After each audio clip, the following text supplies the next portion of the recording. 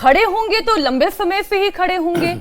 अचानक से वंदे मातरम चलते चलते में फिर ये कहना कि चेयर की जरूरत थी, बहुत देर से वो खड़े थे, तो उसी वक्त वो याद नहीं आया होगा ना। ये मतलब जस्टिफिकेशन मुझे समझ में नहीं आया। आरोप और सफाई दोनों सुन लिया आपने।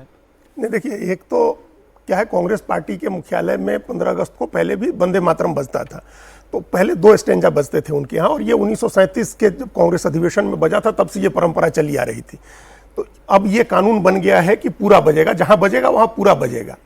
लेकिन उस कानून में यह है कि कोई निजी समारोह है, मतलब ये राजकीय समारोहों के लिए है, निजी समारोह में बजाना जरूरी नहीं है, आप नहीं भी बजा सकते हैं।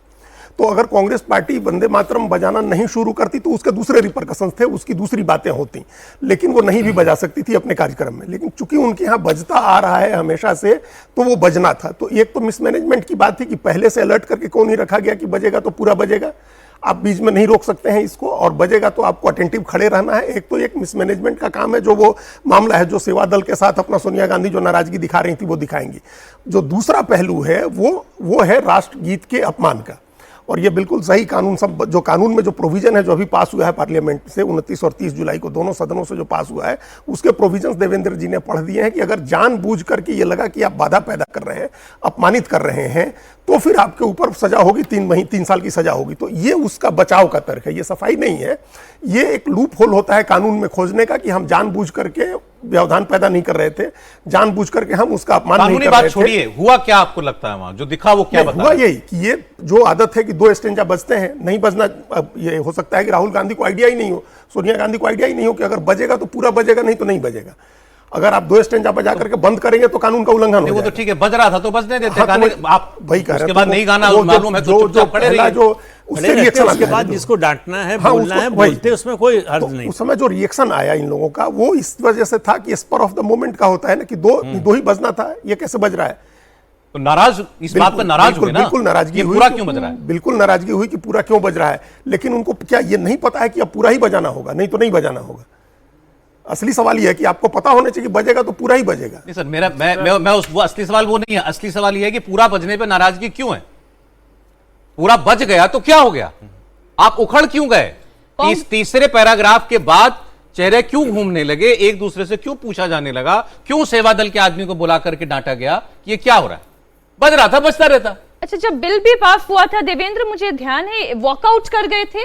हाँ, इन्होंने वोटिंग में हिस्सा भी नहीं लिया था। तो ये तो बात प्रदीप जी तय है कि कांग्रेस पार्टी इस बिल के समर्थन में नहीं थी, लेकिन वो अपनी जान छुड़ाना चाह रही थी कि भाई हमारे ऊपर ये इल्जाम ना लग जाए कि हमने वंदे मातरम बिल का विरोध किया, इसलिए उन्होंने वॉकआउट कर लिया। बार बार वॉकआउट तो नहीं हो सकता। ये तो आज आपके इंदिरा भवन का कार्यक्रम था। संसद का सत्र जब समापन हुआ सत्र का, तब बजा, कांग्रेस के लोग खड़े रहे। उनको मालूम था कि अगर नहीं, या तो चले जाते, उससे पहले खड़े रहे इसलिए कि अगर नहीं खड़े होंगे तो ये अपमान माना जाएगा और हमारे खिलाफ लीगल एक्शन हो सकता है।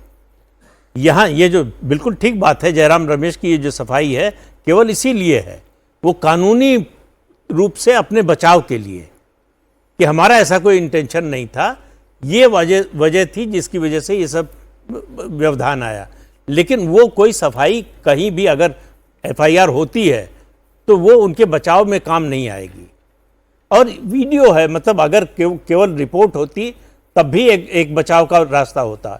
वीडियो हो, दिखाई दे रहा, और एग्जैक्ट जैसे ही तीसरा पद शुरू हुआ, राहुल गांधी के चेहरे का आप भाव देखिए, उसके बाद मल्लिकार्जुन खड़गे और सोनिया गांधी को देखिए कि ये क्या हो रहा है। ये तो हम नहीं होना था। सीधी सी बात है कि उनको पसंद नहीं आ रहा था कि पूरा राष्ट्रगीत बज रहा है। एक बार ओपिनियन अमिताभ जी की भी आ जाए। नहीं, देखिए क्या है कि क्लियरली जो जयराम रमेश जी का बयान है वो तो डैमेज कंट्रोल ही के जैसा ही लग रहा है। और जो हम लोग सुबह से ही बात करते आ रहे हैं, ये भी देखिए, अगर कांग्रेस पार्टी ने वॉकआउट किया था इस बिल के ऊपर, इसका मतलब है कि आइडियोलॉजिकली अपोज थे इस बिल को, इस बिल को लेकर के वो, और पॉलिटिकल डिफरेंसेस और आइडियोलॉजिकल अपोजिशन जो है कांग्रेस पार्टी का इस बिल को लेकर के, वो यहाँ पे क्लियरली दिख रहा है। लेकिन ये तो कानून बन चुका है, या तो आप इसको बजाते ही नहीं क्योंकि आपका ये राजकीय कार्यक्रम नहीं था, ठीक है। तो उस तरह से तो मैं कहूँगा कि जो कांग्रेस सेवा दल के एटलीस्ट जो भी फ्लोर मतलब जो भी मैनेजर्स रहे हैं, उन्होंने कम से कम कानून के हिसाब से तो वो अवगत थे कि भाई ये गाना बजेगा तो पूरा बजेगा, ठीक है। तो अब वो डैमेज कंट्रोल है, अब देखना पड़ेगा कि भाई इसके ऊपर कैसे विपक्ष यानी नहीं पक्ष कैसे इसको उठाता है और ये कैसे क्लैरिफिकेशन देते हैं। तो कंप्लेन हो सकता है, करें फिर उसके बाद फिर मैं कह रहा हूं, मैं शायद बार बार उसको दोहरा रहा हूं, बात रिपीट करता हुआ लगूं।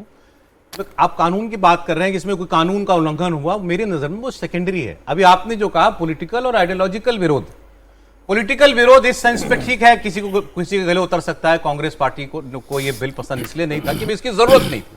कांग्रेस पार्टी अभी तक ये कह रही थी इसकी जरूरत नहीं है। देखिए दो स्थितियां, 1937 में इसको घटा के 2 पद किए गए। नेहरू जी ने यह सफाई दी कि ऐसा करने से मुसलमान हमारे साथ, मुस्लिम लीग हमारे साथ आ जाएगी।